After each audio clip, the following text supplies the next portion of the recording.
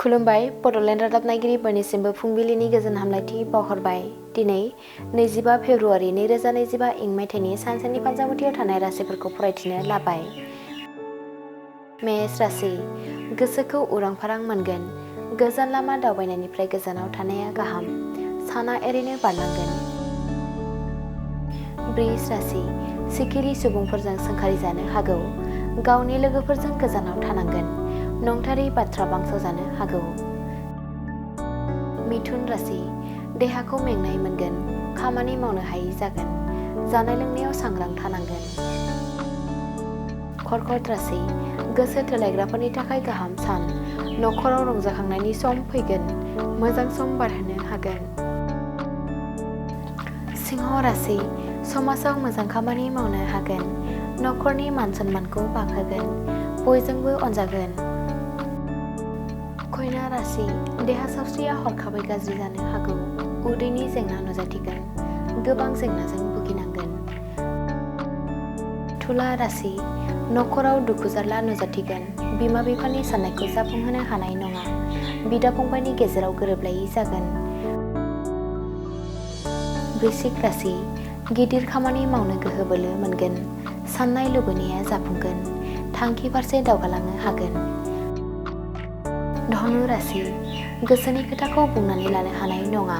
खामानिफोरा आद्रा जानानै थागोन। गोसोखौ लोरबां मोनगोन। मकर राशि समाजाव मान मोनगोन। बयजोंबो सिनाय जागोन। बिमा बिफानि साननायखौ जाफुंहोनो हागोन। कुम्भ राशि गोनो गोथोजों साना बारलांगोन। थांखियाव हेंथा फैगोन। जानो लोंनो खहाबै जागोन। मीन राशि रां रुफा आरजिनानै लानो हागोन। फालांगियाव जौगागोन। नखराव गोजोन थासारि फैगोन। दिनैनि राशि फरायथिनाया एसेनोसै। बेजों लोगोसेनो दिनैनि साना बुहुमनि साफ्रोमबो सुबुंफोरनि थाखाय गाहाम जाथों बेखौ बड'लेण्ड रादाब नखरनि जानानै इसोरनि खाथियाव आरज गाबनाय थाबाय। नोंथाङा रेलवे, आसाम पुलिस, बेंक, टेट बायदि सरकारि साख्रि मावनो गोसो दं नामा? एबा नोंथाङा बेफोर बायदि साख्रिनि थाखाय थियारि खालामगासिनो दं नामा? नोंथाङा railway, Assam police, banking, SSC, Assam direct recruitment, TET बायदिनि आनजादखौ खनले होदोंब्लाबो जाफुंसारनायखौ मोननो हायाखै नामा? जुदि नोंथाङा railway, Assam police, banking, SSC, Assam direct recruitment, TET cum recruitment आनजादनि थाखाय थियारि खालामगासिनो दङब्ला नोंथांनि थाखाय लानानै फैदों मोनसे मोजां रादाब। लास्ट ईयर से प्रिपरेशन स्टार्ट किया बट कोचिंग ज्वाइन करने के बाद ही मेरा एग्जाम क्लियर हुआ। तो मेरा इस साल 3 एग्जाम का प्री क्लियर हुआ। CHSL का प्री क्लियर हुआ, फिर IPS PO का मेरा प्री क्लियर हुआ है और CGL का भी मेरा प्री क्लियर हुआ है। तो अभी मैं मेंस का प्रिपरेशन कर रहा हूँ। क'क्राझार सहरनि RNB road ward number 6 Sai Baba मन्दिर एबा एयारटेल अफिसनि साखाथियाव दङ IBT कचिं इनस्टिट्यूटआ।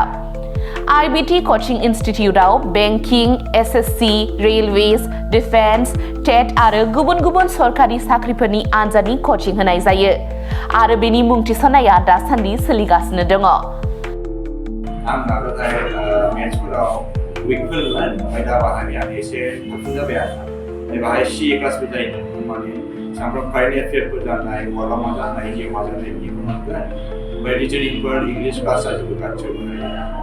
मेरा क्वांट में एक्चुअली खराब था इसलिए मेरा ज़्यादातर एग्जाम में क्वालिफाई नहीं कर पा रहा था और कॉन्फिडेंट भी नहीं था। जब से मैंने ज्वाइन किया है तब से मैंने क्वांट पे एक्चुअली अभी मैं क्वांट पे अच्छा हूँ और कर भी पा रहा हूँ।